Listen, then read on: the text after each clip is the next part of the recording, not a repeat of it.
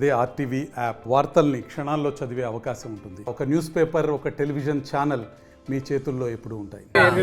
మండల ప్రజలందరికీ కూడా మా శాఖ తరఫున వినాయక చవితి శుభాకాంక్షలు తెలియజేస్తున్నాను.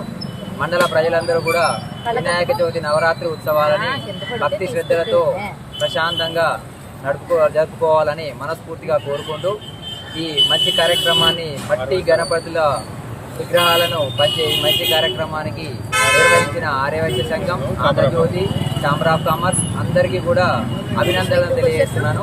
మిగతా ప్రజలందరూ కూడా ప్లాస్టర్ ఆఫ్ ప్యారిస్ వినాయకులను కాకుండా ఈ మట్టి వినాయకులను పెట్టి నవరాత్రి ఉత్సవాలు జరుపుకోవాలని మనస్ఫూర్తిగా మా శాఖ తరఫున తెలియజేస్తున్నాను. కూడా వినాయక చవితి శుభాకాంక్షలు. వినాయక చవితి సందర్భంగా దాన్ని నిర్వహించుకునేటప్పుడు ప్లాస్టర్ ఆఫ్ ప్యారిస్ విగ్రహాలు కాకుండా మట్టి వినాయకులను వాడటం వలన పర్యావరణం కూడా పరిరక్షించబడుతుంది.